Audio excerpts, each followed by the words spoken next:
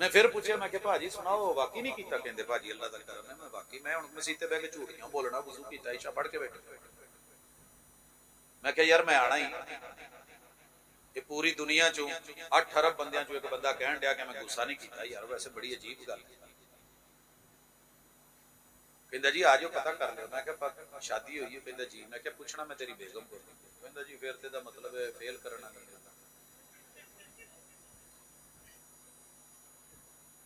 यानी सारी मोहब्बतें यारों में, दोस्तों में, और तेरे मेरे पैगंबर ने कहा था तुम में सबसे बेहतरीन अगर अखलाक किसी का मोहब्बत और प्यार और नरमियां हैं तो वो उसकी हैं जिस शौहर की अपनी बीवी के लिए।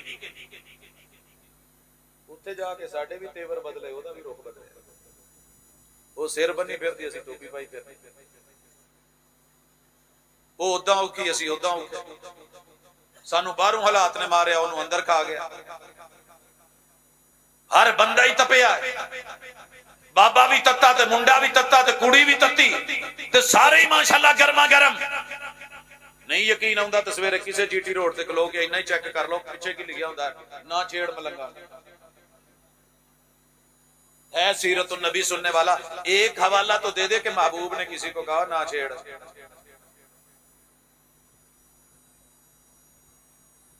अल्लाह इत्थे गल मुक गई जे। मैनू मेरे वीरे ने कहा सी कि अज तौहीद ते सुन्नत ते इदां दी दसनी जे कि बंदियां नूं ना जी पता लग जाए। भाजी मैं ते इन्नी की दस सकिया जे, अज मैनू नहीं जे समझ आउंदी मैं की दसी। हर साल आईदा ते वज गज के आई तो तुसी भी पूरे भारा नाल माशाअल्लाह बच्चे जवान बुढ़े बुजुर्ग लम्मे सफर करके पैंडे करके पहुंचे। ते भाजी हालात अपने उदां दे उदां ही ने, अगे तो भी ठां दे आई जाने ने। अगे चलो साडा फिर भी रुपया कुछ है सी, ओदी ताकत दिन ब दिन मुक्की जाती है क्योंकि कलमे की ताकत नहीं आ रही, यकीन नहीं है।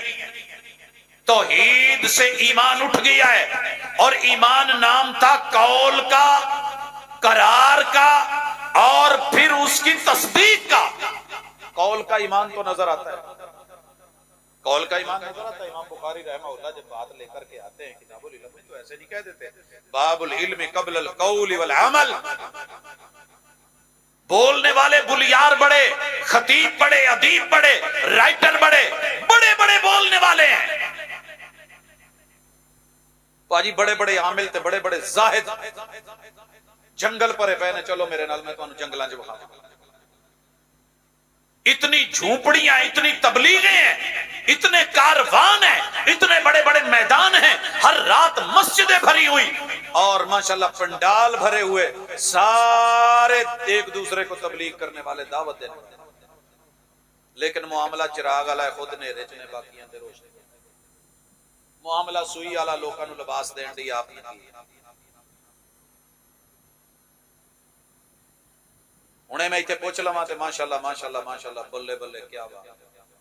ते जेड़ी गल पूछी है वो प्रैक्टिकल सानू किते नजर नहीं आउंदा। हाफिज नू पूछ लो तां वो हाल है, आलम नू पूछ लो तां वो हाल है, कारी नू पूछ लो तां, जाहिद नू पूछ लो तां। ईमान दे बारे च जाके जरा कोई गल कर लो, वो कहेगा जी बस मुंह नाल कह दिता तो ठीक है, काफी है। अल्लाह तो उम्मीद है अल्लाह ते क्यों इमा लड़दे टुर गए मुरजिया दे नाल ते इस रजा दे उतों आके तुहानू सानू पता ही वो जी अल्लाह मालिक है जी, रब ने माफ कर देना। मौलवी ने जिदा का पुलिस रात विखाया इतों किथे लग्या जाए। इन्हें ते तलवार नालू तिखा ते वाल नालू पतला कर दिता ते फिर ना लंघाउण वालियां गल्लां। ओए साडे लेले ने की लंघना, साडे तो नहीं लंघिया जाना। अक बजा ये लेले ते भाई फिरदा 10-10 जाली मन घड़त मौजू रिवायतें लेके अदब में, अखलाक में, आदाब में, फजाइल में बयान करते जिंदगी गुजर गई। पर क्या मजाल जो एक आयत को लेकर के अपनी तौहीद सीधी कर दी। मेरे नबी की कोई किसी जिंदगी के वाक़े को लेके अपनी सीरत को सीधा कर दी। साडी ते गल इत्थों ही अगे टुर गई। अज तुसीं कहना जी लूण बहुत है, किहड़े कोलों पकवाया? हुजूर ने सारी जिंदगी 63 साल जिंदगी च एक दफा भी नहीं आख्या भी लूण ज्यादा या घट। तो मैं एक जगह कह बैठा ते अगले साल उत्ते प्रोग्राम सी ते माशाअल्लाह दोस्तां ने खाना बनाया ते 3 पाओ मिर्चां दे विच 1 पाओ पिंडी पाई सी। 3 पाइया मिर्चां दे विच 1 पाइया पिंडी अगे लिया के रखी। ਜ਼ਾਹਿਰ है साडा अपना हिसाब हुंदा है, गलियां दे मामलात हुंदा है। फिर जिहड़ा बंदा कोई बाहर सऊदीया 4 दिन रह आवे उन्होंने वैसे नमक मरच तो हिसाब होर हो जाता। माशाअल्लाह नाले नाले मेरा चेहरा पढ़न ते नाले वेखण खांदा की जिवें पूरे सालन च कोई एक अद्धी सब्ज मिर्च लभदी होवे कितू कितू भिंडी नजर आवे बाकी सारी ते उतों मौजू रखिया सी घर क्यों उजड़ते। ये हुण कहंदा की है दुनिया तेरा अमल देखती है, किरदार देखती है, तेरे बच्चे तेरा किरदार देखते हैं, कौम किरदार देखती है। सरगोदे गए ते तकरीर दे दौरान एक भाई आया इंतजामिया दा, कहंदा चाबी दे। मैं कि शायद कोई गड्डी अगे पीछे करनी हो, चाबी लै गए ते मैं जदों गया तो गड्डी उत्थे ही सी। वापसी ते जदों आया तो मैनूं रस्ते च कहंदे कि डिग्गी च असीं कोई समान रखिया ते मैं कहा कोई पुलिस केस वाला तो नहीं मसला। कहंदे नहीं नहीं उधर वाह महीना क लंघ गया तो मैनूं फिर फोन आया जी सारे मौलवियां दा जवाब आ गया, तुहाडा नहीं कोई जवाब आया, असीं तुहानूं समान भेजे सी।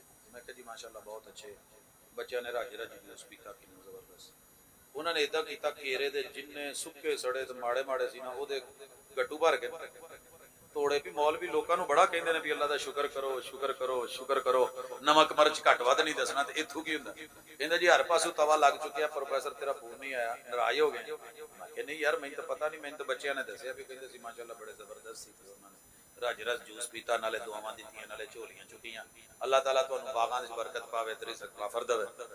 कहंदे इहदा मतलब की है साडा तवा। मैं कहा मैं यार कोई गल करन दिया, मैं मेरे दोस्त आखिरी जुमला कहने लगा हूं। आज बार बार कहा जा रहा है मदरसे के वसाइल कम, मस्जिद के वसाइल कम। लोगों को आटा नहीं लभन दिया, मस्जिद नूं फिर भी टोरी आउंदे ने ते अल्लाह दा आखिरी जुमला कहने लगा। एक अंग्रेज ने कहा सी किसी जमाने च, कहंदे ने कि दुनिया च सब तो घट वसाइल ते सब तो ज्यादा औखियां रावां ते मुश्किलां ते मुखालफतां फेस करके तो सब तो थोड़े वक्त अपने यारां नूं ट्रेंड करके तो दुनिया च मिसाली इंसान ते मिसाली मुआशरा दे के अगर कोई गया है तो साहिब सीरतुन नबी मुहम्मदुर रसूलुल्लाह सल्लल्लाहु अलैहि वसल्लम।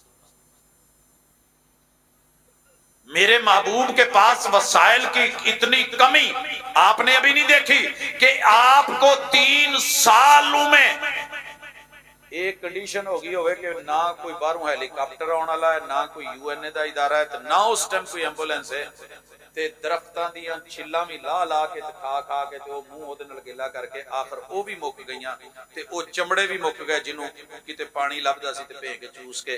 ते ओ सफर भी तुहानूं याद होने ने कि एक खजूर है ते एक मुजाहिद है, ते लंबे सफर ने ते गज़वा है, ते माड़ियां जाना ने, भुख नाल हलकान ने। एवें उठ के कई सारे मेरे वीरे कह दिंदे ने जी रवायतां ज़ईफ ने, पेट ते पत्थर बन्नण वाली होणगियां, लेकिन कदी आके बाहर भी जिस टाइम आंदरां कट्ठियां हुंदियां ने ना ते हकीम ते साडे तबीब ते सियाणे जिन्हों असीं कहने आ ना वो पै गई की नाप पैंदी धरन। ये धरन तो बचण लई अगे पत्थर रख के दो, ओनूं मजबूती नाल फड़ के बन्निया जांदा ताकि नाड़ां कट्ठियां ना होण ते गुच्छा ना बजे। जनाब नूं कदी पई होवे तो पता होवे ना, कदी भुखे रह के वेख के इदा काम कीते होण ते कई वाही होवे, घरों रोटी ना आई होवे तो लस्सी दा दोना ना आया होवे तो फिर पता होवे ना कि ये की शै होंदी है। मदरसे च बह के हुक्म लाना एक होर चीज, प्रैक्टिकली मैदान च आके वेखना। खंदक खोदनी एडी सौखी नहीं सी ते सफर दे विच एक खजूर मिली है ते आ खजूर जे ते आ सारा ते मुंह दे विच खजूर रख के बब्बल नूं बच्चे इन्नी देर नहीं चला सकते जिन्नी देर उन्हां मुजाहिदां ने मेरे महबूब दे साथियां ने इस सीरत नूं उजागर करन लई और जिंदगी नूं कामयाब बनाउण लई और दीन दे गलबे लई इतने लंबे सफर करके लड़के जिहाद करके और अल्हम्दुलिल्लाह दीन को गलबा दिलवा के जब इत्थे तो बड़ी जल्दी कहंदे जे बटेरे भूखे बहुत लड़दे ने, बल्कि जिन्हें लड़ाउणा उन्हां नूं 4 दिन भुख दिंदा अगले दा खून कढे चंगी। ते इत्थे पता नहीं लगा भी चलो यार 4 दिन जो भुख आ गई खैर है, अल्लाह ताला करम करेगा, कोई नहीं एडा मसला। लेकिन असी बड़े परेशान हो गए हैं, मुल्क दिवालिया हो जाएगा, आ हो जाएगा, दित्ती जाओ खबर और मेरे वीर कुछ भी नहीं होना, अपने हिस्से का नसीब खा के मरना, पहले मौत नहीं होनी।